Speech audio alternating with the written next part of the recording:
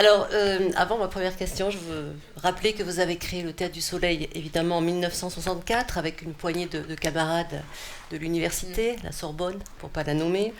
Alors, avec l'idée finalement assez spontanée au départ de faire un théâtre un peu différent, en harmonie avec l'époque, avec les aspirations des... C'est pas comme ça qu'on se le disait, hein. C'est pas comme ça. On se disait on va être les meilleurs. Voilà. Alors voilà, différentes... On se disait, mais on savait qu'on ne savait rien. D'abord, c'est ça. Ce en quoi on était peut-être un peu différent, c'est qu'on était assez modeste et très ambitieux. C'est-à-dire que nous savions que nous étions des ignorants. Voilà. On savait ça. En plus, on se l'avouait réciproquement. Mais on voulait.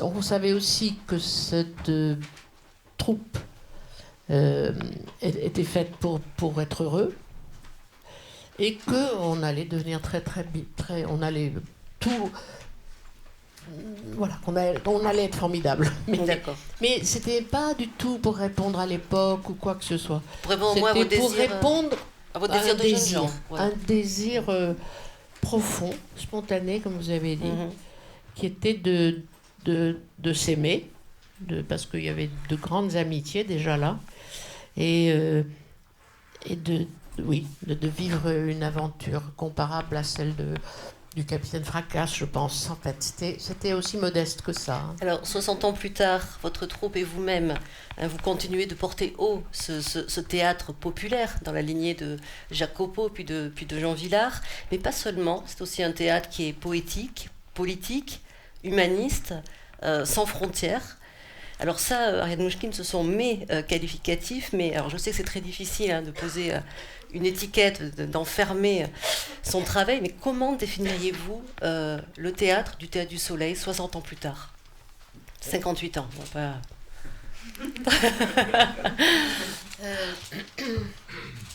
Moi, si je ne trouvais pas ça très prétentieux, je le définirais comme un théâtre populaire. Voilà. Parce que le théâtre populaire de Jean Vilar, l'aspiration de Copeau et de ses élèves et de ses amis, Dulin, Jouvet, etc., même si c'était quand même ça, hein, c'était un théâtre pour le peuple. Voilà. Donc, moi, je n'ai jamais osé le faire, mais si j'osais, je mettrais sur le fronton du Théâtre du Soleil, je mettrais théâtre populaire. Je ne mettrais pas théâtre national populaire parce que voilà, ça existe, mais je mettrais théâtre populaire. C'est-à-dire, qu'est-ce qu'on peut rêver de plus beau, au fond, qu'un théâtre populaire? C'est-à-dire un théâtre qui nourrisse, depuis un collégien ignare jusqu'à un philosophe très âgé. Alors, je l'ai dit, excusez-moi Ariane, 60 ans sont passés depuis que vous avez fondé le Soleil, 58. Beaucoup de choses ont changé, bien évidemment. Et concernant le théâtre, il me semble qu'il n'a plus la même place en 2022 qu'en 1960.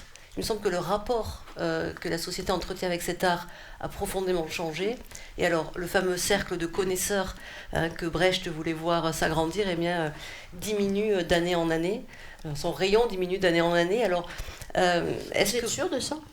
Alors, moi, c'est le ressenti, justement, ouais, et c'est la question que je vous pose. Est-ce que vous êtes d'accord avec ça? Et est-ce que vous l'avez vécu, vous, de l'intérieur, ce déclassement? Moi, je pense que quand Jeanne Laurent et tous les envoient comme ça, avec leur bâton de pèlerin, une poignée, alors...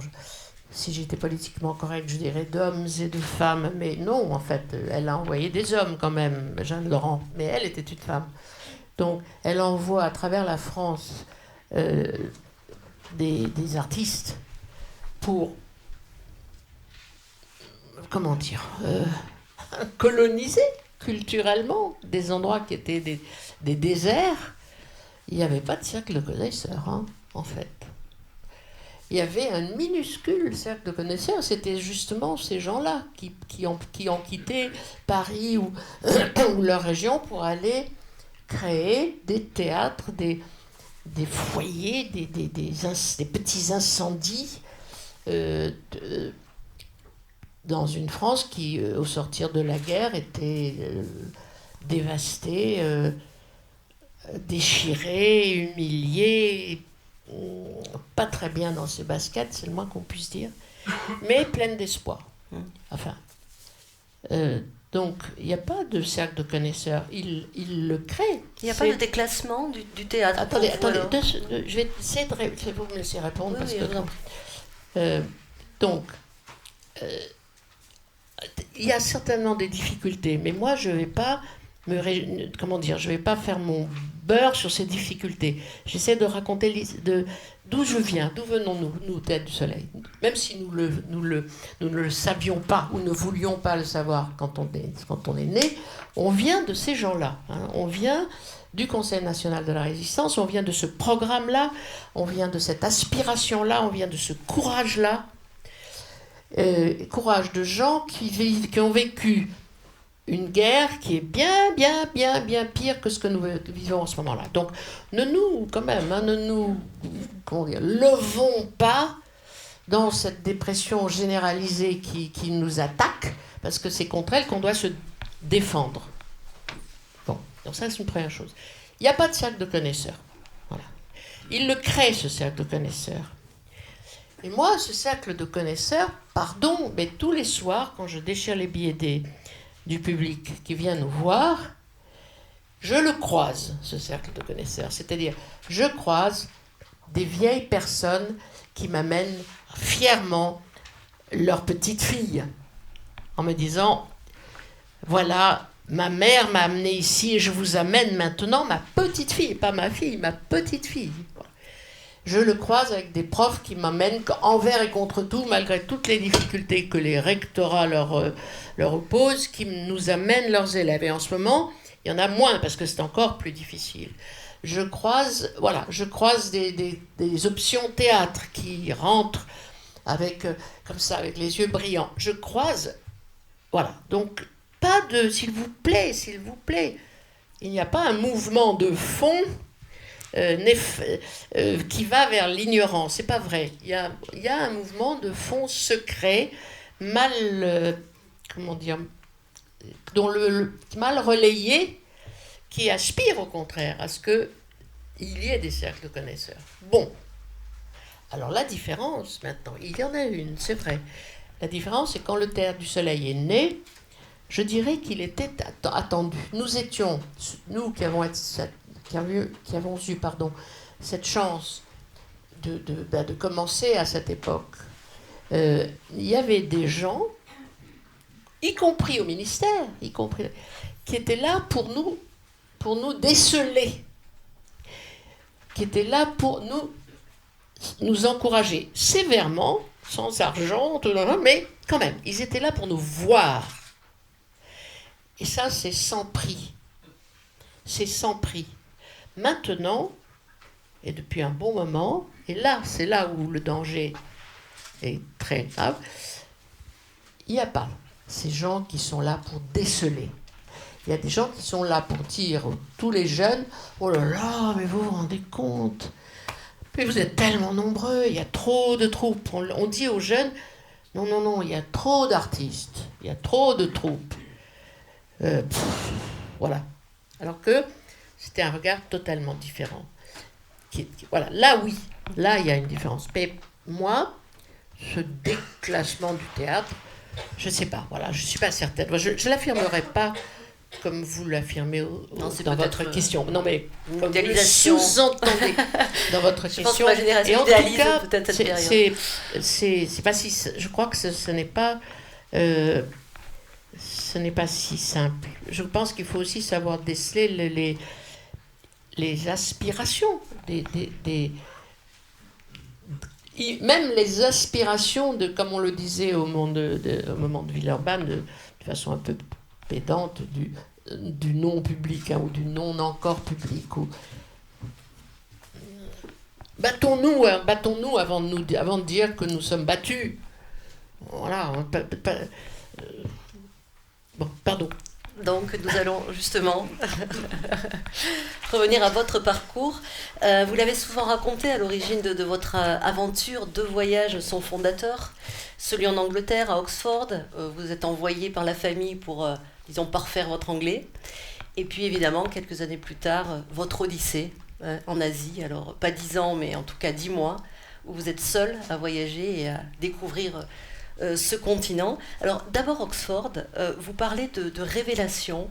Pouvez-vous nous expliquer ce terme qui a des accents presque bibliques? Spirituel en tout cas. Voilà. Oui, enfin c'est difficile d'expliquer ce que c'est que... C'est vrai que, comme j'ai fait du théâtre amateur, du théâtre universitaire à Oxford, j'en ai fait beaucoup parce qu'au fond, je n'avais rien d'autre à y faire à part quelques cours d'anglais. Et je me suis vite rendu compte que ça ne me suffirait pas et que, voilà, donc je me suis inscrite dans les 2 associations de théâtre universitaire, une un peu classique, l'autre se disant plus expérimentale. Et j'ai passé mes nuits et mes jours. Et c'est vrai qu'un jour, au sortir d'une répétition, je me suis rendu compte que j'avais trouvé ma vie, que ce serait le théâtre. Je ne savais pas vraiment très bien quoi. Est-ce que j'allais être comédienne? Est-ce que j'allais être accessoiriste ou vraiment décoratrice mais peut-être même que le mot metteur en scène n'était pas encore... Je ne l'avais même peut-être pas encore formulé, mais ça allait être le théâtre. Voilà. Et donc, c'est difficile à expliquer. C'est comme si je sentais que c'était ça mon île, mon royaume, ce qui me rendrait peut-être le monde supportable, ou même, pourquoi pas, aimable. Et je suis tout à fait consciente, et quand je parle avec des jeunes de toutes sortes, enfin étudiants ou pas, je leur dis toujours que je suis tout à fait consciente de la chance, de la veine que j'ai eue de savoir si tôt ce que je voulais faire dans la vie. De le savoir avec autant de précision, autant d'assurance. Voilà. Je remercie l'université, je remercie le théâtre amateur, le théâtre universitaire, je remercie...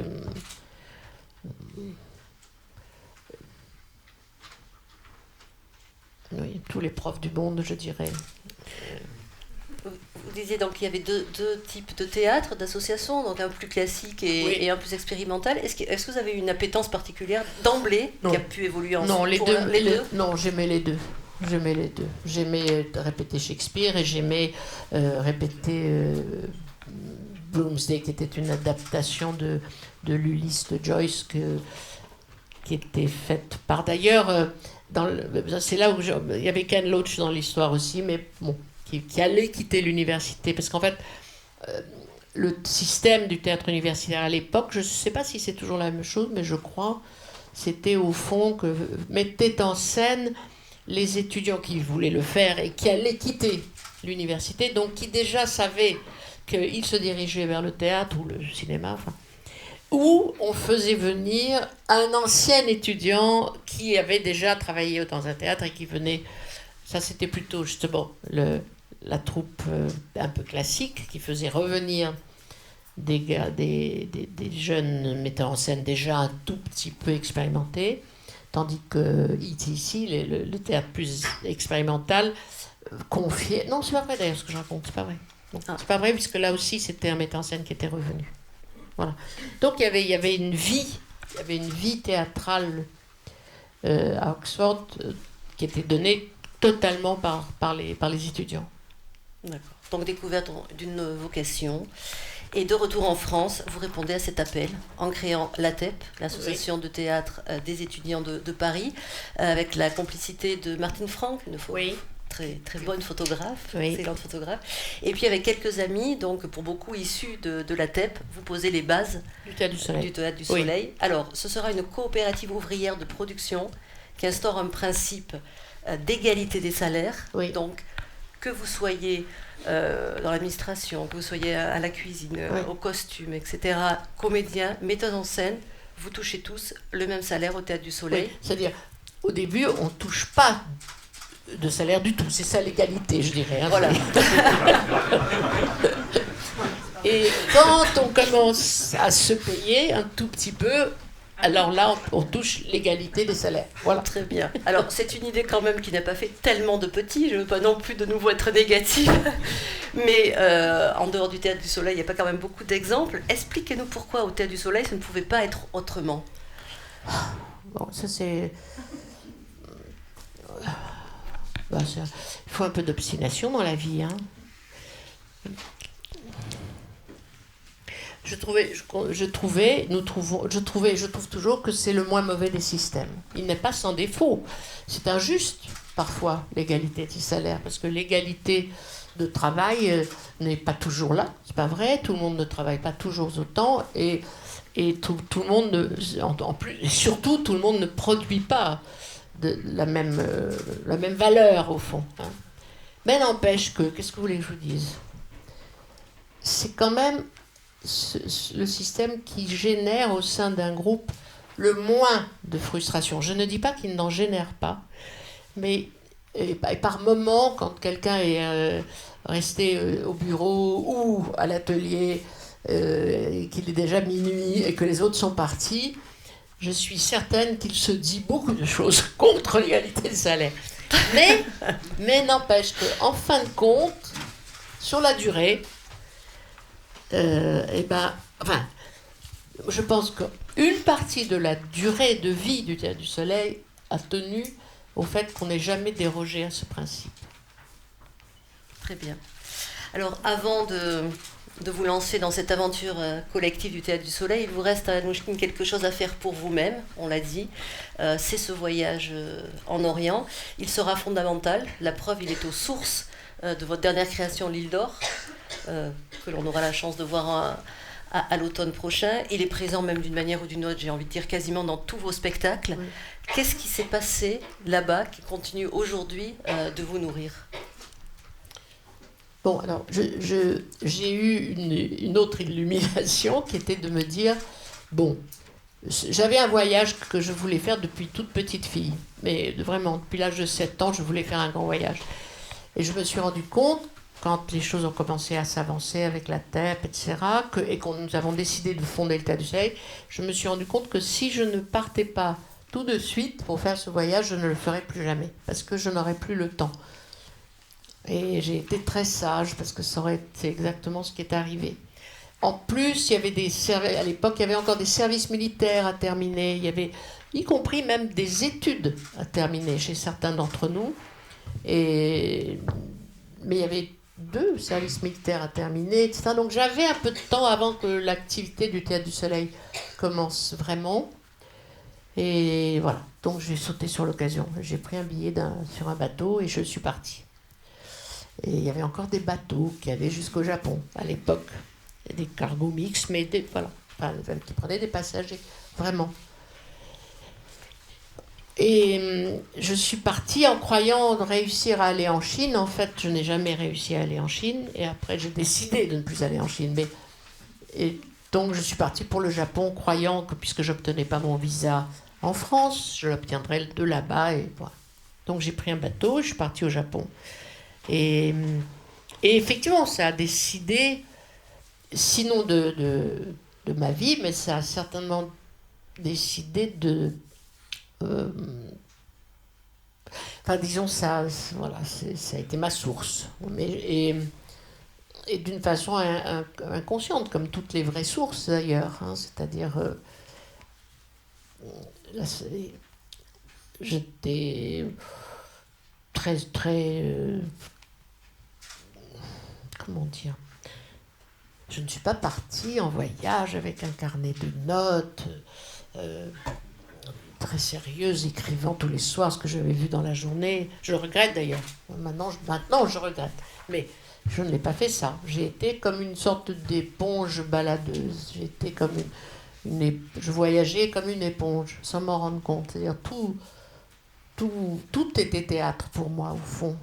Depuis les passagers de ce bateau, depuis le quai à Marseille, tout au moment où j'ai pris ce train, même depuis la gare de Lyon, je dirais, pour descendre à Marseille, prendre mon bateau, tout était initiatique. Et, tout me construisait, tout me bousculait, me faisait peur, m'angoissait, me réjouissait. Et y compris et peut-être surtout ce que je ne comprenais pas tout de suite. Et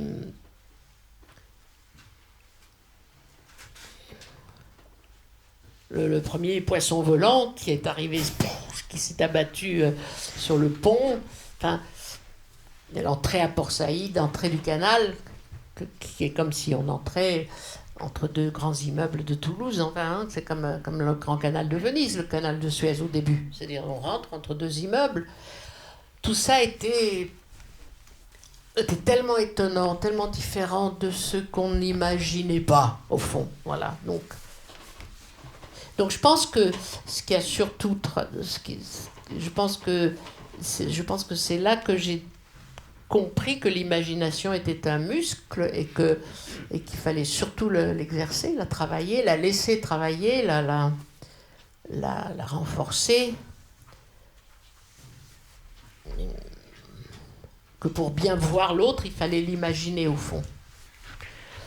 Que si on se contente de revoir la personne qui traverse sans... j'essaie d'imaginer des choses à Aden, par exemple, qui était une des escales, on est descendu, il y a eu une escarmouche tout de suite, enfin une bagarre dans la rue, tout de suite, avec un type, je me souviens, qui avait comme arme une boîte de conserve éventrée, et il le tenait par le couvercle, et en fait cette arme était très dangereuse, parce qu'elle s'était... Mais il y avait aussi dans le regard de cet homme une telle peur, c'était la peur qui le rendait féroce. Et j'avais jamais vu ça, moi, hein, petite bourgeoise française de Paris, où il n'y avait pas à l'époque de gens avec une boîte de conserve éventrée dans les rues du 16e arrondissement. Il n'y avait pas. Et là, tout d'un coup, j'en voyais un. Mais au fond, je voyais les deux. Peut-être ce que j'ai appris dans ce voyage, c'est avoir les deux, c'est-à-dire avoir ses pieds nus maigres dans ses savates en ruine, cette boîte de conserve éventrée et ce regard fou de terreur.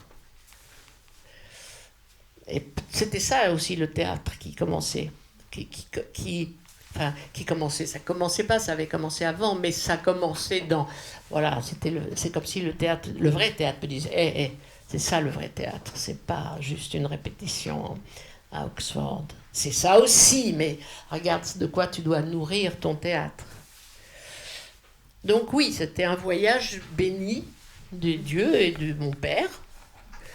Et même si c'était de l'argent que j'avais gagné, enfin je suis partie dans ce voyage avec un peu d'argent que j'avais gagné sur un scénario, mais bon, c'est quand même mon père qui m'aidait à le faire. Et voilà, et puis bon, voilà, j'ai traversé cette année de voyage sans drame. Je ne me suis pas fait attaquer, j'aurais pu. J'ai été dans des... Voilà, c'est comme si la mer Rouge s'ouvrait pour moi et me laissait passer, voilà. Et... Alors, le théâtre était partout dans la rue, vous l'avez oui, dit. il était dans la... Voilà, c'est ça ce que je voulais dire. C'était avant d'aller au Kabuki, voir le premier, ou dans ce théâtre à Sakusa, voir comme ça, où je cherchais quand même le théâtre, bien sûr.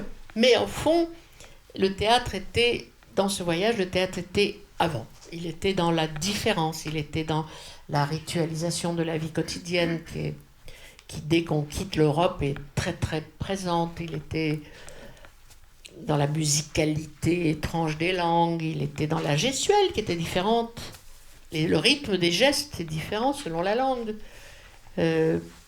selon la latitude aussi, enfin. C'est pour ça que faudrait que ça aussi, ça a changé. Hein, les jeunes voyagent beaucoup moins. Et là, moi, dans ce voyage, j'ai croisé des milliers de jeunes de partout, qui étaient là avec leur sac à dos et qui... C'était juste avant que ce mouvement soit détruit par la drogue, hein, parce que ça aussi, moi j'ai été à Katmandou, mais avant que ça soit déjà, je dirais, un objectif mortifère. Mais donc il y avait comme ça, il y avait toute une population de jeunes, j'allais dire évadés, qui couraient. Oh, pardon, excusez-moi. Pardon, je vais répondre. Tu veux répondre parce que c'est Pascal, donc il doit y avoir quelque chose. Pardon. Des jeunes évadés. Des jeunes évadés, oui, qui couraient le monde et qui avaient d'ailleurs du mal après à rentrer. À l'époque, je me rappelle avoir rencontré un jeune néo-zélandais qui était en voyage depuis 12 ans, qui était rentré chez lui déjà 2 fois, qui était reparti 3 semaines après son arrivée. Il y avait... On cherchait concrètement à comprendre le monde. Alors, néanmoins, vous avez aussi rencontré le théâtre dans un lieu de théâtre, je crois, avec un comédien qui vous a profondément marqué. Vous pouvez nous raconter en quelques mots ? Oui, j'ai souvent raconté cette histoire-là, mais bon... Oui, si vous voulez, c'est vrai qu'un jour, dans un quartier qui s'appelle Asakusa, qui est un peu, on aurait dit dans le temps, le quartier des plaisirs, je me baladais là et il y avait encore à l'époque des myriades de tout petits théâtres très pauvres, très misérables même, qui jouaient une sorte de kabuki, mais qui s'appelle au fond Taishi Engeki, c'est-à-dire le théâtre. Et en fait, j'ai découvert tout récemment, que ça veut dire théâtre populaire, théâtre du peuple. Et c'était parfois, il y avait des épisodes de très mauvais goût, éclairés affreusement, avec des costumes criards et n'ayant plus grand-chose à voir avec la tradition du kabuki, mais bon, dont la forme était encore celle-là. Et donc je rentre, et il y avait effectivement dans une salle, écoutez, pas beaucoup plus grande que celle-ci, un petit peu plus haute, peut-être pas beaucoup, avec une petite scène, comme je vous le décris, très, très médiocre. Je rentre, plein de... déjà à l'époque, c'était plutôt des très vieilles personnes qui somnolaient, hein, qui passaient la journée là, et qui connaissaient le répertoire par cœur, donc elles n'avaient pas besoin d'être vigilantes pendant tout le temps. Il suffisait qu'elles se réveillent pour les moments qu'elles aimaient, et ça suffisait. Et moi, je suis là au fond, et il y a un seul acteur sur scène, et il a un gros tambour, et visiblement, il alerte. Moi, je me raconte toute une histoire. Il alerte tout le village contre un danger qui, en tout cas, semble s'approcher. Et il m'apprend tout. Voilà. Je pense que dans l'après-midi que j'ai passé avec lui, il m'a, sinon tout appris, mais il m'a ouvert, il m'a montré tout ce que j'allais devoir apprendre. Voilà. Tout ce que c'était le théâtre. Voilà. Qu'est-ce que c'était que le théâtre ? Et que pour faire du théâtre, il suffisait d'un acteur ou d'une actrice. Voilà. Ça suffisait. Un peu de lumière pour qu'on la voie, et un tambour si possible, c'est-à-dire quand même de la musicalité. Et j'étais là, ma bouche certainement grande ouverte pendant plusieurs heures. Après sont entrés 2-3 comparses qu'il a rejetés en coulisses d'un mouvement de son bâton. Et j'étais en larmes et j'étais... voilà. Et donc, comme je dis toujours, c'est mon acteur inconnu, parce que malheureusement, j'ai pas eu le réflexe, tout était écrit en japonais, donc, et j'ai pas eu le réflexe de me faire traduire son nom. Voilà. Parce que sur le moment, je ne me suis pas rendu compte que cet homme, ce jeune garçon, ce jeune acteur, était devenu d'une certaine façon mon maître. Et donc, je ne sais pas comment il s'appelait. Mais c'était, voilà, un jour d'automne 63, à Asakusa. un après-midi de pluie. Et je pense que, comment dire, je pense que ce choc, cet énième choc, parce que ce n'est pas mon premier choc de théâtre. Hein, le premier, probablement, et il date de bien avant, probablement que mon premier choc de théâtre, c'est Harlequin serviteur de 2 mètres avec Moretti, c'est certainement, hein, à Menton, au festival de Menton, quand j'étais très jeune. Mais je décide pas de faire du théâtre quand je joue à Moretti, je décide que c'est la plus belle chose du monde, c'est pas pareil. Mais quand je décide, c'est vraiment à Oxford. Mais quand je vois cet acteur, c'est comme si, voilà, c'est comme si le dieu théâtre est entré là. Hein, c'est comme si, ouh là là, mais oui, mais c'est pas ouf. C'est, ah bon, d'accord, c'est pas du tout ce que je, c'est bien plus grand que ce que je pensais. Ce n'est pas juste un beau rocher en carton-pâte auquel j'ai participé pour que Coriolan puisse se jeter du haut de ce rocher dans les bras des figurants dont je fais partie et qu'il faut le retenir avant qu'il s'écrase sur le sol. C'est pas seulement ça. Non, non, non, non. C'est un regard. C'est un homme qui, par son regard, me montre le héros du village, ou peut-être le petit samouraï du village, enfin. Parce qu'en plus, je verrai les 7 samouraïs beaucoup plus tard. Donc, et qui alerte son village contre une invasion de bandits ou de je ne sais pas quoi. C'est un regard, voilà. C'est qu'est-ce qui se passe dans le cœur d'un acteur pour qu'il me fasse croire, pour qu'il me montre par des signes qui n'ont strictement rien à voir avec le réalisme et qui en plus sont codés d'une façon entre guillemets exotique encore pour moi, hein, qui ne sont pas exactement les gestes que ferait un guerrier français du Moyen-Âge, c'est pas exactement comme ça que. Hein. C'est plus, je m'en rends compte déjà, c'est plus transposé encore, c'est encore plus distancié, c'est encore plus différent. Et tout ça, je le formule maintenant, je l'ai formulé après, mais sur le moment, il n'y a que l'émotion, l'admiration, un certain vertige d'un art qui se déploie devant moi par un acteur qui certainement a beaucoup de difficultés à finir ses mois, enfin à vivre tout simplement. Et où les vieilles femmes d'ailleurs qui sont dans l'audience font quelque chose que je mets du temps à comprendre, qui est d'aller lui mettre un petit billet de banque sur son costume. Je me dis, mais qu'est-ce qu'elle fout? Tout d'un coup, on dirait que c'est la même chose que ce que font les hommes avec certaines danseuses égyptiennes, hein, qui mettent des billets dans son... Eh bien, c'est ça. C'est pareil. Et c'est pareil, mais sauf que c'est noble. C'est noble, c'est-à-dire que ces vieilles femmes donnent des billets. Parfois, on se dit, mais comment est-ce qu'elle peut donner? Et c'est encore maintenant, quand j'y suis retournée là, enfin, juste avant la pandémie, et nous avons été voir un de ces Taishiangiki qui existe avec un acteur dont je connais le nom, qui s'appelle Daigoro, qui est un acteur extraordinaire, qui a réussi à tenir sa troupe, enfin, dont la famille a réussi à tenir sa troupe, qui est un acteur inouï. Et enfin, descendant direct de celui que j'ai vu à l'époque. Et effectivement, quand à des moments cultes, je dirais, des chansons, des danses, l'assistance descend et épingle des billets, parfois des gros billets. On voit des femmes très modestes donner l'équivalent de 50 euros, 100 euros aux acteurs, parce que sans cette manne supplémentaire, eh ben, la troupe ne vit pas, tout simplement.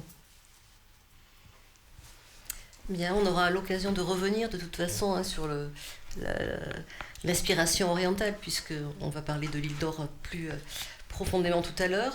Il y a un nom que je n'ai pas encore prononcé, et pourtant, Dieu sait qu'il est magique, c'est celui de la cartoucherie, votre îlot désirant du théâtre, niché au milieu du bois de Vincennes. Alors, vous y êtes installé en 1970, je crois. Oui. Racontez-nous hein, se creuser, où se cuisine votre théâtre. Je crois qu'après l'Angleterre et l'Asie, c'est une rencontre qui va être déterminante aussi, ce lieu. Oui, ça c'est vraiment un vrai miracle. Donc oui, là, en 70, nous sommes en train de répéter 1789 grâce à un ami. C'est le mois d'août et le Palais des Sports, donc de la porte de Versailles, est en réfection. Et donc un ami qui est le fils du directeur ou quelque chose comme ça nous autorise à y répéter parce qu'on est en train de peindre les fauteuils en rouge pistolet. Et nous on répète dans la peinture rouge, quoi. Vraiment, c'est-à-dire qu'on est tout rouge le soir quand on rentre. C'est assez pénible, mais bon, il faut répéter là. Et tout d'un coup, un ami à nous, Christian du Pavillon, que je tiens à nommer ici, parce qu'effectivement, ce miracle est arrivé grâce à lui. Il est à l'époque chargé par Jacques Lang. Non, c'est pas vrai. Si ? Non, pas par Jacques Lang. Évidemment pas. Il est à l'époque chargé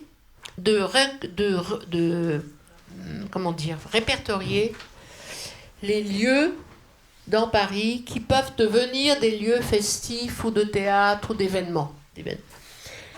Et donc, il connaît la cartoucherie. Et il me dit, Ariane, tu devrais faire un tour à la cartoucherie parce que je crois avoir appris que l'armée française quitte la cartoucherie. Bon. Je fais ni une ni deux, je prends ma 2 chevaux et je fonce à la cartoucherie, que j'ai du mal à trouver. Je tombe sur le parc floral, enfin le futur parc floral, où il y a des petits bâtiments. Je dis, non mais ça c'est trop bas, c'est trop petit, ça ne peut pas être ça. Je suis prête à partir et au-delà des arbres, tout d'un coup, je vois des grands toits. Je me dis, ah tiens, c'est peut-être ça. Et j'y vais et j'arrive devant la cartoucherie. Et il y a un soldat qui est en train de balayer devant ce qui est devenu depuis notre petit foyer. Et je lui dis, vous faites quoi, monsieur ? Il me dit, bah là, je ferme, moi, tout à l'heure, ce soir, je ferme. Je suis le dernier. L'armée est partie. Et j'ai appelé tout de suite mes camarades qui étaient donc au Veldiv, au Palais des Sports. Oui, non, c'est pas le Veldiv, le Palais des Sports. Et je leur dis, bah, prenez la camionnette et arrivez tout de suite. Voilà. Et donc, avant que le petit soldat s'en aille, on a squatté, on est rentré. Tout de suite. En tremblant, en se disant, mais on fait quoi là ? Bon, on est rentré. Et dès le lendemain, ou peut-être pas le lendemain, parce que c'était le mois d'août, je ne sais pas, enfin, mais dès que j'ai pu, en tout cas, j'ai été à la ville de Paris, demander l'autorisation, en disant, nous, on est prêt à payer un loyer, mais on veut rester, patata, patata. Bon, après, c'est une longue aventure avec des gens de très bonne volonté, comme cette dame qui m'a reçue, qui s'appelle Madame Janine Alexandre Debray, qui était la mère de Régis Debray, qui a compris, mais qui m'a dit, mais moi, j'ai aucun pouvoir sur la cartoucherie, mais qui m'a quand même laissé un petit papier, nous y autorisant, alors qu'elle n'était pas autorisée à nous autoriser. Non, pourquoi je dis ça ? De temps en temps, il y a des gens qui osent transgresser la règle, ou comment dire, ou l'opinion, voilà. Alors, elle ne faisait rien de grave, hein, mais elle a transgressé, elle dit j'autorise alors qu'elle n'était pas autorisée à m'autoriser. N'empêche que grâce à ce petit papier, il y avait un petit drapeau tricolore en tête de la ville de Paris. On a tenu plusieurs mois. Chaque fois qu'on venait nous dire vous faites quoi ici, j'agitais ce petit papier et la personne un peu étonnée repartait. Et nous, pendant ce temps, on répétait et on tenait. Et après, une fois qu'on a joué là et que 89 s'est révélé être un super triomphe, on était beaucoup plus difficile à jeter dehors, même s'ils ont essayé, mais on était plus difficile à jeter dehors. Donc, honneur aux gens qui savent transgresser sans faire de mal, mais transgresser de temps en temps, ne pas répondre « Ah, mais j'ai pas le droit ». Bah oui, sauf, voilà, laisse-moi quand même la clé pour pouvoir répéter un peu plus tard ce soir. Hein, c'est ça aussi, moi je répète toujours ça, c'est-à-dire que au début du Théâtre du Soleil, quand on répétait dans des maisons des jeunes et de la culture, comme celle de Montreuil, par exemple, de la Porte de Montreuil, il y avait un directeur qui me disait « C'est bon, tu laisses la clé au clou, c'est bon, je m'en vais, tu peux continuer. » Et nous, on continuait jusqu'à 4h du matin. Et j'oubliais de laisser la clé au clou. Et il arrivait, il me téléphonait, et il était furieux, et on s'engueulait, et il me redonnait la clé quand même. Vous voyez, c'est-à-dire, il y a quelque chose dans de tellement enfin, les cases qui se sont peu à peu érigées et construites, les départements, les cages, les secteurs, il y avait, c'est pour ça que je dis que l'époque à laquelle nous sommes nés, nous, Théâtre du Soleil et d'autres, ça n'a rien à voir avec les difficultés que l'on met dans les chemins des différentes jeunes troupes. Il faut bien dire, souvent, non pas avec la complexité, mais sans l'appui de directeurs des institutions, qui devraient être les premiers transgresseurs d'une certaine façon. Je regarde Galine.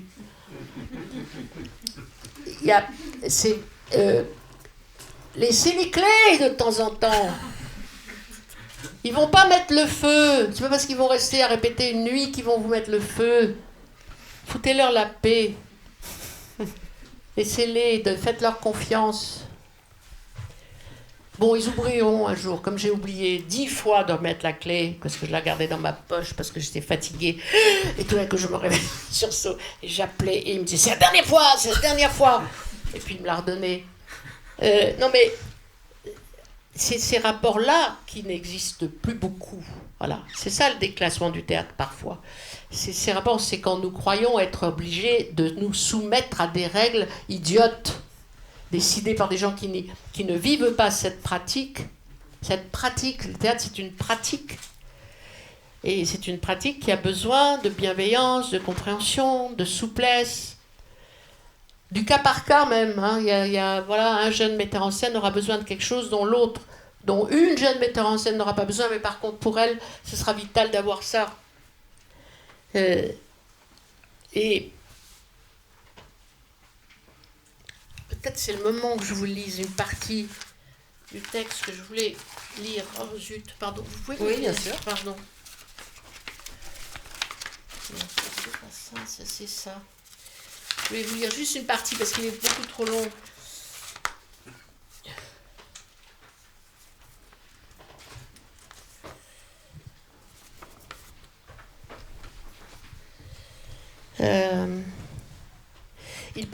C'est un texte que Copo a dit aux États-Unis en 1923, je crois, à des jeunes étudiants. Il leur parle, c'est un texte tout à fait magnifique. Et à un moment, il dit « Vous travaillez pour le succès, vous demandez le succès, même pour l'idéal. Et le succès est rapide.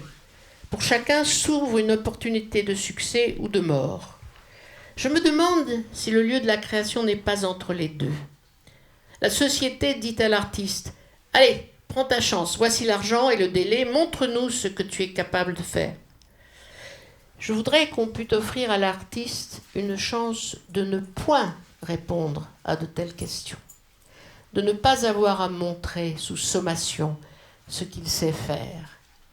Si vous voulez l'aider et servir la vraie culture, donnez-lui avec votre affection et votre respect sa chance de ne pas être un succès, mais de travailler en silence, dans la solitude et l'obscurité. Je ne me fais pas l'avocat de la faillite, mais celui du travail qui est humble de nature, de l'ouvrier qui est parfois lent et capricieux, d'une vraie vie de travail, pareille à celle de la graine dans le sillon, qu'on ne déterre pas à chaque instant pour lui demander où elle en est. C'est ça qui a disparu. Et qui a existé pour nous, je dirais, par la force des choses. Pas parce que certains ont décidé, mais parce qu'il n'y avait pas d'autre solution. Ils devaient bien nous laisser tranquilles, puisque de toute façon, ils ne nous donnaient rien. Il faut, au moment où ils ont commencé à nous reconnaître et à nous donner un peu d'argent, et il faut bien dire en 1981, où Robert Abirached a convoqué le Théâtre du Soleil pour lui dire « Bon, Voilà une subvention, une vraie. Hein. Mais il ne nous a pas dit en même temps, alors voilà, vous êtes censé maintenant commencer à travailler absolument à l'opposé de ce dont vous voulez travailler. C'est-à-dire avec tel rendement, tel rythme, tel genre de spectacle. Prenez pas, non, vous ne pouvez plus avoir 20 acteurs, vous devez en prendre que 8 parce que 20 c'est trop cher, etc. etc. Donc, c'est ça qui a changé. Ce n'est pas le cercle de connaisseurs, ni le besoin du public, parce que moi, ce que je peux vous dire, c'est que le premier jour où nous avons joué, donc on a eu l'autorisation de jouer et que nous étions prêts à jouer, après la pandémie, nous disions tous, bon, allez, il faut être patient, ils vont revenir lentement, du calme, c'est pas grave, si on n'est pas trop plein au début, il faudra tenir. Bon, pardon, mais on était plein dès le début, c'est-à-dire le besoin, il était là. Les gens étaient là, à l'ouverture de la porte le jour de la première représentation. Donc qu'on ne vienne pas me dire qu'ils se sont déshabitués du théâtre ou qu'ils n'en ont pas besoin ou que nous ne sommes pas essentiels. Moi, je pense qu'on est essentiels d'une certaine façon. Alors, je ne suis pas du tout sûre d'avoir répondu à vos questions là, mais bon, je me laisse dériver un peu. Mais moi, je résiste aussi, je continue.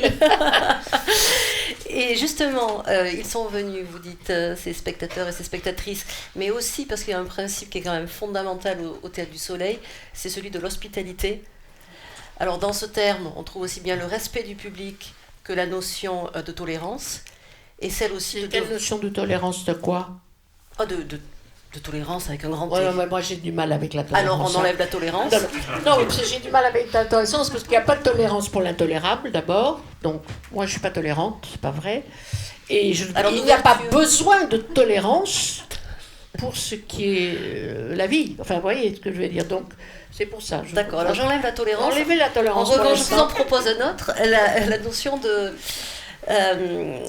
respect du public, ça on est d'accord. Oui, d'amour même. Et la notion aussi de devoir, parce que moi j'ai pensé aux compagnons du devoir. Bien sûr, mais je suis d'accord. Avec devoir, moi le mot devoir est un mot que j'accepte tout à fait. Très bien. Et alors vous connaissez ça devoir, on est là pour ça, comme on dit. Hein. Vous connaissez donc leur devise aux compagnons du devoir? Pardon? Leur devise, vous la connaissez? J'ai dû la connaître, mais vous allez nous la... Oui, qui pourrait être la vôtre, je pense. Oui. Ni s'asservir, ni se servir, mais servir. Oui. Oui. Ça c'est vous? C'est le Théâtre du Soleil. Attendez, ni s'asservir, ni se servir, mais servir. Oui. Bah c'est beau, je trouve que c'est très beau. Absolument. Alors elle vous vient.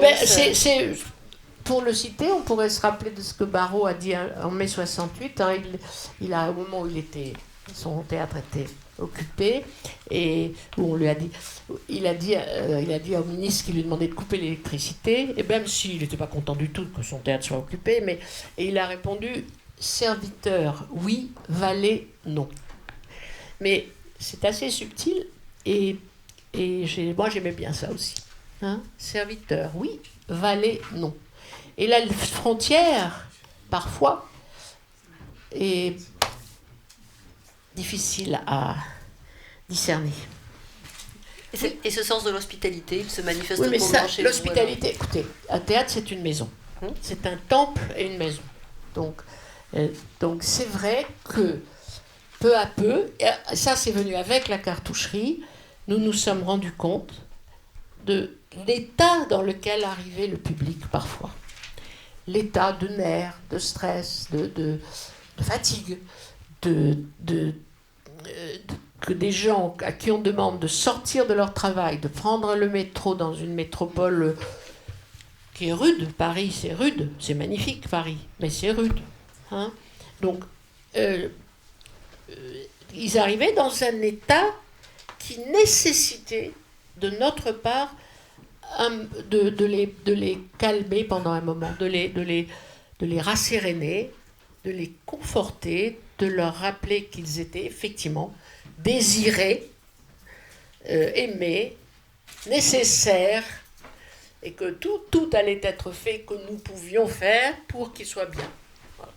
Donc peu à peu, ça a pris quelques spectacles quand même, hein, entre le premier sandwich un peu aléatoire, au moment où on s'est rendu compte que on pouvait quand même faire qu'ils s'asseyent, on pouvait quand même leur offrir une soupe chaude ou une bonne salade l'été, enfin, et qu'au fond, ils nous le rendaient, tous ces efforts, parce que c'est beaucoup d'efforts.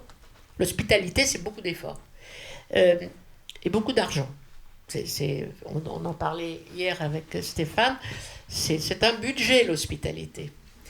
La propreté, l'hygiène, le confort, la qualité de la nourriture, etc. C'est beaucoup de travail et beaucoup d'argent. Et donc, mais qu'au fond, le public nous le rendait au centuple. Parce que cette joie, ce moment, cette heure, même cette heure et demie depuis le terrorisme, qu'il passe au théâtre avec nous, à se restaurer, à se calmer, à reprendre, je dirais, confiance en l'humanité. Parce qu'ils arrivent, ils sont désespérés sur l'humanité, beaucoup d'entre eux. Hein? Et on nous dit avec étonnement, on me dit avec étonnement, oh là là, madame, qu'est-ce qu'ils sont gentils à la caisse? Quand même, manquerait plus que ça, comme on dit, hein, qu'on soit pas gentil à la caisse. On vous prend votre argent et en plus on n'est pas gentil. Et là-dessus on me répond, si, souvent. Donc bon, alors, c'est ça, c'est au fond, c'est retrouver des rapports normaux, quoi. Tout simplement normaux, hein. Et donc c'est du travail, etc. Et ça donne un public qui, d'une certaine façon, et c'est déjà, lorsqu'il ne l'est pas déjà en arrivant, eh bien, il finit de se transformer en un cercle de connaisseurs, vous voyez, avant d'entrer dans la salle. C'est-à-dire en quelqu'un de bon qui va écouter, qui va nous donner crédit, nous faire crédit de nous écouter au moins jusqu'au bout, qui va nous croire, qui va croire à la force des sentiments qui sont exprimés, positifs ou négatifs, qui sont exprimés sur le plateau. Bref, que nous allons converser, c'est-à-dire nous en parlant et lui, le public, en se parlant, en se reconnaissant ou en se découvrant. C'est très, très, très... C'est extraordinaire, hein, ce qui se passe entre un public et des acteurs pendant une représentation. Ça n'est pas mesuré, malheureusement, ou je pense très, très peu scientifiquement. Mais si on pouvait, ce serait... Moi, je serais très heureuse qu'on puisse un jour mettre des électrodes un peu partout à des spectateurs et qu'on comprenne l'état d'émotionnel et d'ordre de soi, de déportation, de téléportation, hein, que subit, enfin, ou qu'accepte, ou que provoque un spectateur ou une spectatrice qui regarde un spectacle vraiment digne de ce nom, et voir qu'est-ce qui se partage comme émotion. C'est fou, c'est fou. Donc voilà, oui, ça nécessite une préparation. Alors vous m'offrez la transition toute trouvée pour parler maintenant de l'Île d'Or, oui, qui va permettre de réunir Toulousains, qui va permettre donc de réunir Toulousains et Théâtre du Soleil à l'automne prochain. Alors je sens que vous n'allez pas aimer ma question, mais tant pis, je me risque. Allons-y.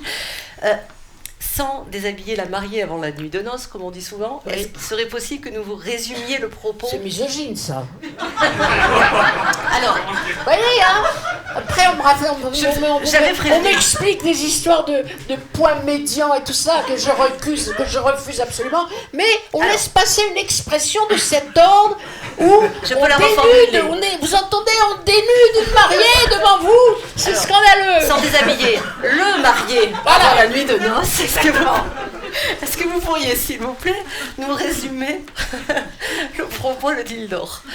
Non. Ah ben voilà. Non, évidemment pas. Je ne veux pas vous expliquer le propos de l'Île d'Or, d'abord parce que non, je ne veux pas. Je veux que vous ayez au moins un peu de surprise, et ce qui est très difficile, puisque vous aurez déjà lu des choses, etc. Mais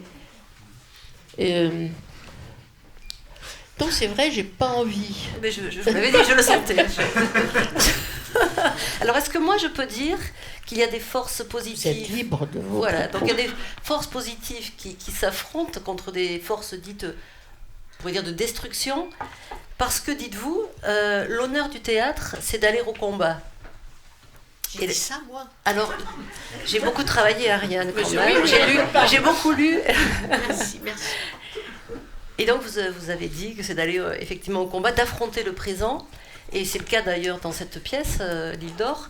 Il y a des personnages qui représentent le système néolibéral dans tout ce qu'il a de plus abject et immoral. Vous en faites même des sortes de hubus, on peut dire, d'aujourd'hui. Et on croit même reconnaître, alors vous allez dire si je me trompe, un ancien président des États-Unis, peut-être sous le masque, et un actuel Premier ministre britannique. Alors, non, sous le masque, là, c'est assez vrai que, par exemple, Maurice Durozier, qui joue un personnage mauvais, un méchant, voilà, on a beaucoup travaillé, évidemment, il s'est inspiré, et pour son texte, et pour... de Trump, parce qu'il faut bien dire que Trump, c'est quand même une mine, hein. C'est incroyable, invraisemblable, et hélas, vrai, c'est une mine, voilà, c'est une mine pour tous les méchants du monde, voilà. Donc effectivement, il s'en est inspiré. La seule chose, et au fond, peut-être que c'est le mot propos. C'est pas votre question que je récuse du tout, et je la comprends, elle est tout à fait légitime. Mais c'est peut-être le mot propos. Parce qu'au fond, quand nous commençons un spectacle, on se propose rien, en fait. C'est pas qu'on se dit, on va faire un spectacle là-dessus. C'est pas vrai. De temps en temps, il y a ça. Mais c'est parce que ça s'impose à nous. Par exemple, le dernier Caravansérail, évidemment, c'était parce que Sangatte et la crise des migrants de l'époque s'était imposé à nous d'une façon un petit peu comme l'homme à la boîte de conserve éventrée.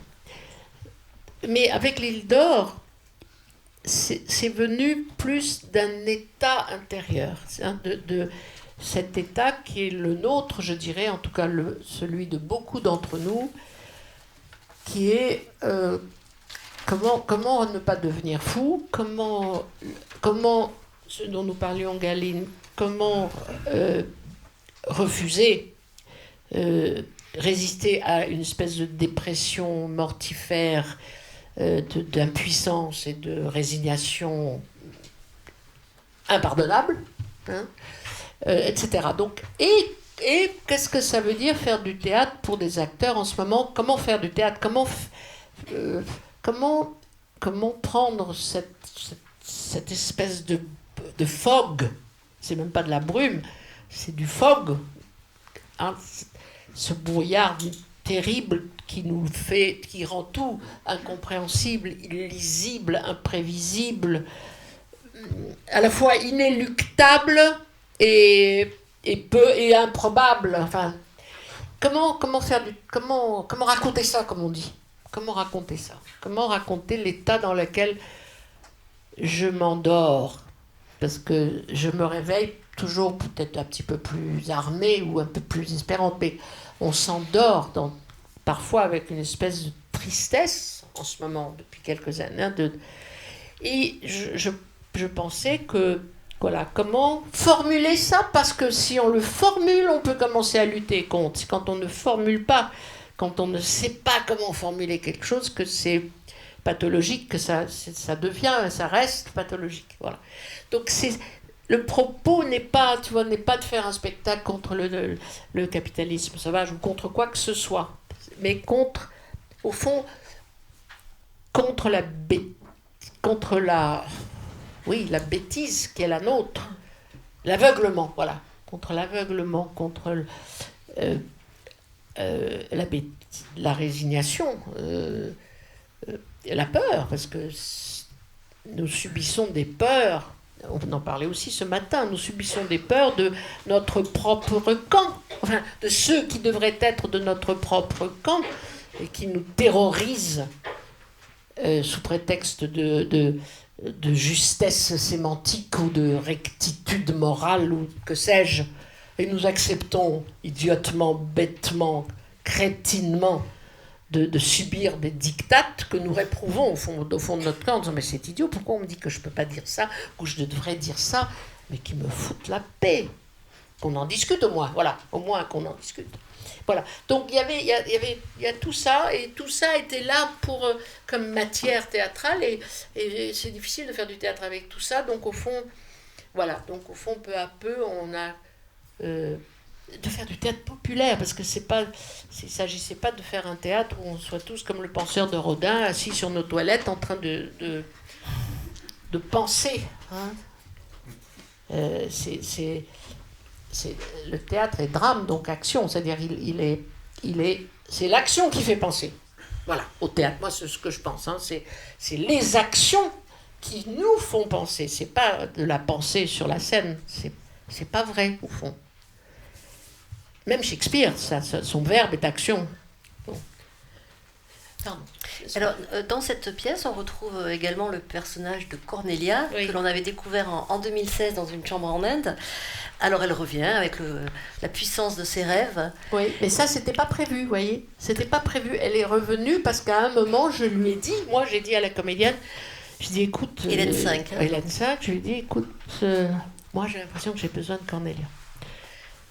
Elle était très étonnée, presque un peu embêtée, même, hein. Et elle a dit, oui, mais là, je vais parasiter, mais non, mais je peux... Comment... Et effectivement, au début, ça a été très difficile, parce que comme elle venait après, alors qu'elle est alors qu'en fait, maintenant, c'est elle qui engendre de tout, elle est venue après, alors que certaines choses avaient déjà été engendrées, enfin... mais oui, donc oui. Pardon, j'ai interrompu votre question. Non, et alors donc c'est évidemment un double de vous-même. Elle est metteur en scène ou metteuse en scène, cette Cornelia, et elle vous place, vous, Ariane Mouchkine, alors au cœur du plateau, entourée de vos comédiens, au cœur du théâtre même. Comment est oui, née ça, c'est pas lisible pour les gens qui le savent pas, ça. Hein. Elle vous ressemble quand même, cette... Oh non, elle est beaucoup plus jeune. Non, enfin... non, elle me ressemble parce qu'elle me connaît bien, oui. D'accord, si vous voulez. Mais c'est pas ça... Voilà, c'est ce que je veux dire. Oubliez ce qu'elle a dit. Voilà, oubliez, vous ne devez pas le savoir. Ça. C'est des secrets de cuisine. C'est des secrets de cuisine. C'est Cornelia. Voilà. C'est-à-dire, c'est tout. C'est Cornelia, c'est-à-dire c'est Galine, je ne sais pas s'il y a parmi vous un ou une metteuse en scène. Voilà, c'est tous les écrivains qui essayent d'écrire sur notre époque. Voilà, c'est pas commun. Alors on oublie. En revanche, quel est l'apport de l'autrice Hélène Cixous à l'Île d'Or? Alors Hélène Cixous qui est... Elle a écrit d'abord. Hélène, dans l'Île d'Or, elle a écrit très peu. Elle a écrit, en fait, réellement, si je n'ai pas oublié, elle a écrit une scène, et non des moindres. Hein. Il y a une scène qui est entièrement écrite par Hélène. Et ce qui est beau, c'est qu'on ne s'en rend pas compte. On ne se rend pas compte que cette scène-là est totalement écrite, et elle devait l'être. Elle devait l'être. Très bien. Sinon, elle n'a pas écrit. Elle a fait ce qu'elle fait très souvent avec nous, c'est-à-dire qu'elle est venue très très fréquemment en répétition pour nous dire que c'était formidable. Alors, Hélène, elle vient, et dans les moments les plus sombres, les moments où je suis perdue, où je ne trouve plus rien, où j'égare les acteurs parfois... et elle dit toujours, elle ne voit que le positif. Hein, c'est-à-dire qu'au fond, elle laisse parler ses émotions les plus aiguës, les plus intuitives. Et elle dit tout le temps, mais oui, je comprends ta difficulté, oui, je comprends, mais c'est formidable. Et ça régénère... tout le monde, ça redonne du courage à tout le monde. Donc voilà, donc il y a des spectacles où son écriture est plus entremêlée, plus présente. Ça dépend vraiment, et comme c'est quelqu'un d'une très grande modestie, Hélène Cixous, elle n'essaye jamais d'imposer son écriture là où elle sent que ce n'est pas utile, et qu'au fond l'improvisation est plus pertinente, la langue. Bon, après, dans l'Île d'Or, il y a un travail sur la langue que vous découvrirez, et qui a été très long, et qui était vraiment une question de... Non, vous découvrirez. J'avais une question sur la langue. Non, je plaisante. Non, pas du tout. En revanche, parlons de votre mission de metteuse en scène. On connaît votre conception du rôle de metteuse en scène. Oui. Donc, c'est celle ou celui qui accouche. Et vous dites souvent que les comédiens sont d'ailleurs des naïfs au sens étymologique du terme, c'est-à-dire celui qui naît à chaque instant. Et qui croit. Et vous êtes là, presque comme une sage-femme, à faire de l'espace autour d'eux. Et puis à les aider par votre voix, vos gestes, vous leur donner des trucs, il y a des outils pour donner naissance à ces personnages. Alors, comment se sont passés les accouchements, cette fois-ci? Et est-ce que le contexte pandémique, quand même anxiogène, n'a pas rendu tout ça plus difficile encore que d'habitude? Oui. Alors, je vais commencer par la fin. La pandémie a rendu les choses plus difficiles parce que c'était très encombrant, comme vous savez, la pandémie. Hein. On ne pensait qu'à ça, il faut bien dire, pendant un moment. Donc répéter en ne pensant qu'à la pandémie, c'est impossible. Donc il fallait absolument à un moment donné savoir que forcément la pandémie allait être présente quand même, comme à l'arrière-plan du spectacle, parce qu'on n'allait pas faire semblant que ça n'existait pas, puisque ça se situait quand même de nos jours, et sans laisser la pandémie envahir nos esprits, sans qu'elle colore terriblement le spectacle. Donc ça, il a fallu lutter comme ça, et c'était fatigant. Et je suis certaine que vous avez tous senti que ça a été une période, même quand on n'était pas malade, ou même quand on n'était pas touché par un deuil ou quelque de très proche, nous étions quand même endeuillés, parce qu'il y avait quand même beaucoup de deuil autour de nous, et donc fatigués des mensonges, fatigués de notre colère, fatigués des imbéciles, fatigués de la non-reconnaissance de la science. Enfin, moi, j'étais fatiguée. On était fatigués. Donc, on a dû travailler comme ça. Et en même temps, tout le monde reconnaît que, heureusement, qu'on a pu travailler. Voilà, parce que ça nous a sauvés aussi. Et d'ailleurs, voilà, il faut reconnaître que quand même, je pense que c'est bien que même quand ce sont des adversaires politiques, reconnaître le travail qui a été fait. Il faut bien dire, moi je trouve, je le dis, que le ministère qui a quand même réussi à obtenir le fait de laisser travailler les artistes, les laisser répéter, les laisser tourner, etc., a bien travaillé. Ça ne signifie pas pour ça que la ministre devient une femme de gauche, mais elle, en l'occurrence, ils nous ont laissé travailler. Voilà, et c'était vital pour nous tous. Et donc, quelle était l'autre question que vous avez demandé?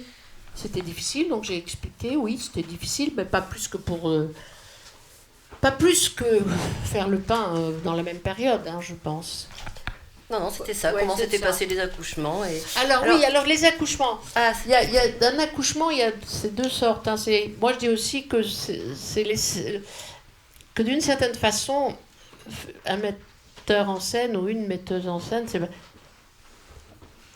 c'est aussi parfois laisser monter la crème à la surface. Mais c'est aussi du laisser faire. C'est-à-dire, il y a un peu de forceps, comme ça, de temps en temps, il faut dire. Un petit peu des coups de pied au cul, quoi, parfois, quand même.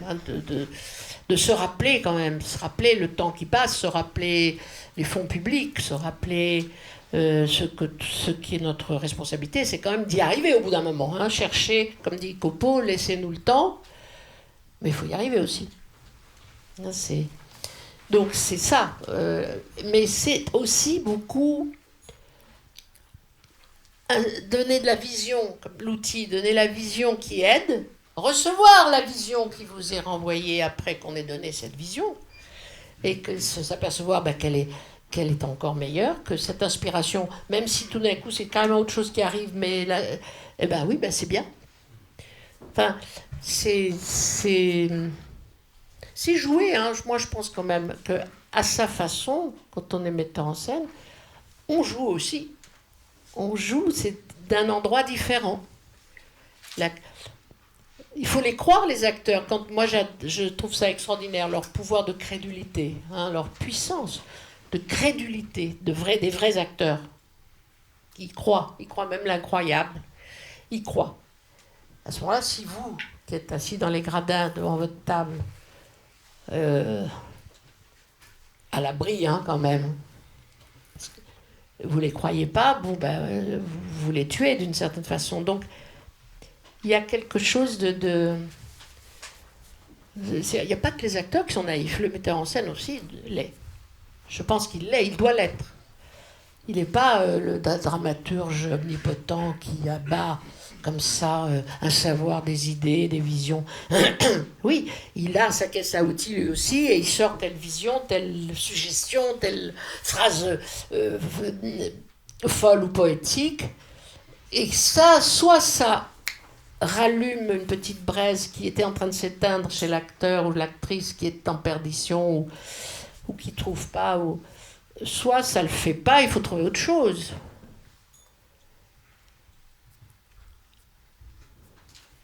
Et puis à un moment, il faut se taire aussi. C'est le moment où tout vient, hein, il n'y a rien à dire, tout est là. Il faut dire bravo, il faut dire que c'est bien. Ça, j'ai appris. Au début, je n'osais pas dire c'est bien. Je croyais que si je disais c'est bien, j'enlevais de mes prérogatives. Et à un moment, j'ai découvert que non, j'avais envie de dire oh là là, c'est beau, je le disais, que c'était pas du tout un renoncement à mes prérogatives. Qu'au fond, je faisais partie de ce c'est bien.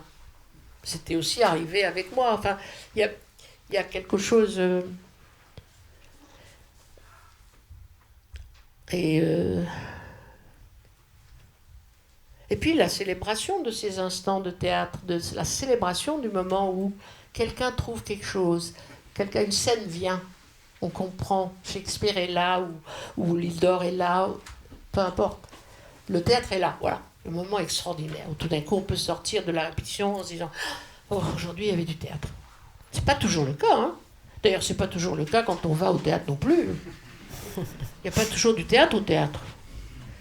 Et en répétition, vous pouvez vous imaginer, il y a des semaines parfois, une semaine où on se dit est-ce qu'il y a vraiment eu du théâtre cette semaine? Bon, oui, on a avancé là-dessus, mais est-ce que c'était vraiment du théâtre? Est-ce qu'il y avait plus que ce qu'on voyait?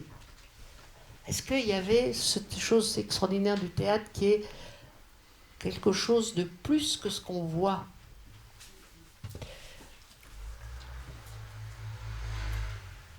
Alors on a abordé la mise en scène, le jeu des comédiens, le texte collectif avec une petite participation d'Hélène Sixou. Il nous reste à parler quand même de la musique de Jean-Jacques Lemaître. Jean-Jacques, oui.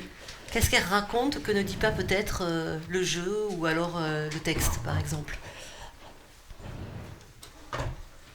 C'est un partenaire, hein, c'est-à-dire je ne pense pas qu'elle raconte autre chose. Elle raconte d'ailleurs pas toujours la même chose, parfois elle raconte ce que le comédien ne voit pas, c'est-à-dire une inquiétude qu'il ne perçoit pas, ou un destin qu'il ne sait pas qu'il a, ou parfois elle raconte un ciel,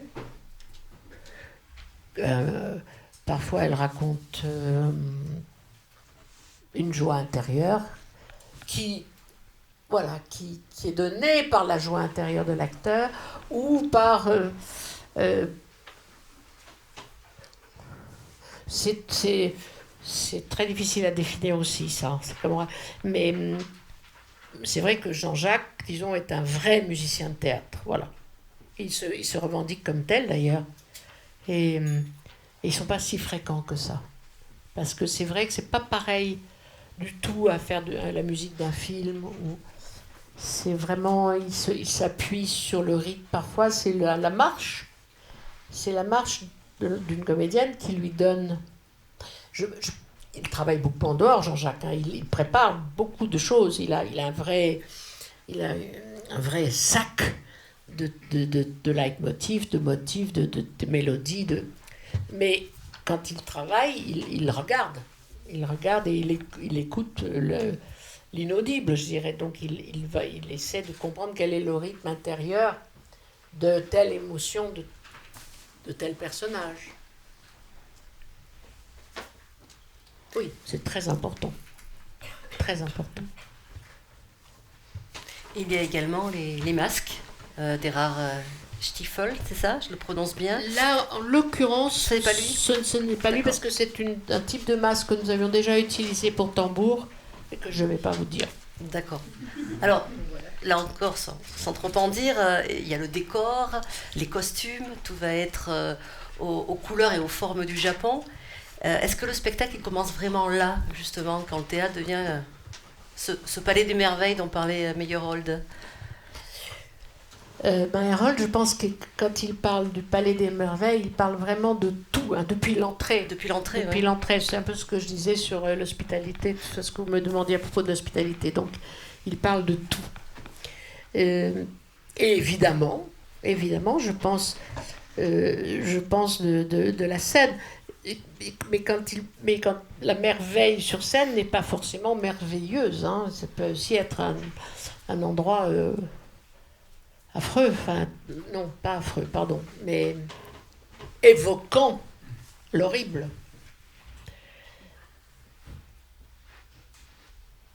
Donc on ne va pas effectivement trop en Donc je dire. cherche, Voilà. oui, non. Pour laisser C'est pas, surprise. pas du tout le cas de l'île d'Or. Le lieu n'évoque pas l'horrible du tout. Mais je pensais aux Atrides, par exemple. Hein. Je pensais à cette arène qui était le décor, l'espace des Atrides, et qui était vraiment un lieu de massacre, un lieu de sacrifice humain et animal. Et en même temps, c'était très beau. C'est ça aussi, hein, c'est-à-dire, même si c'est un abattoir, et il faut bien dire quand même que pour les tragédies antiques, pour les Atrides, c'est presque un abattoir, le lieu. Notre œil doit... Bon, je crois que ce serait... Je vais me perdre, parce que pour parler de la beauté de la laideur au théâtre, c'est long. Très bien. J'ai une dernière question, parce que je crois qu'on va arriver avant peut-être de laisser la parole à mes confrères et consoeurs dans la salle. Cette histoire d'amour quand même qui est cristallisée dans l'île d'Or avec le Japon, elle s'est parachevée grâce au prix de Kyoto que vous avez reçu en 2019. Donc c'est quand même un prix international dans la catégorie art et philosophie. Qu'est-ce que cela représente pour vous? Alors, je vais commencer par être très prosaïque. Et après, je dirais ce que ça a fait effectivement.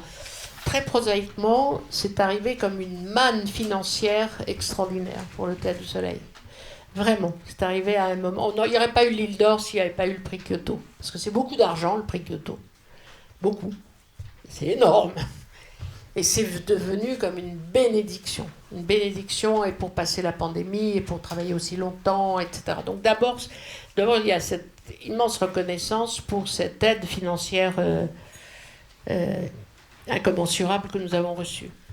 Après, effectivement, quand j'ai été là-bas pour le recevoir, je dois dire que c'était très émouvant pour moi, parce que, alors que moi, je sentais que je devais une grande partie de ma vie artistique à la culture japonaise, tout d'un coup, je recevais un très grand honneur de la part de la culture japonaise. Donc, c'était... Je ne dirais pas que ça l'a parachevé, parce que j'espère que c'est quelque chose qui va continuer. Enfin, je veux dire, la relation que j'ai avec le Japon. Mais c'est vrai ou non, ça a été... comment dire, pour le Théâtre du Soleil tout entier, pas que pour moi, mais pour le Théâtre du Soleil tout entier, ça a été reçu, je vous dis, à la fois comme une manne financière et comme un geste extrêmement tendre, voilà, tendre, secourable, voilà, honorifique bien sûr, mais quand on dit honorifique, ça a toujours un petit côté superficielle. Et là, c'était plus, il faut dire que c'est une cérémonie, ce sont des cérémonies, ça dure une semaine, la remise du prix Kyoto.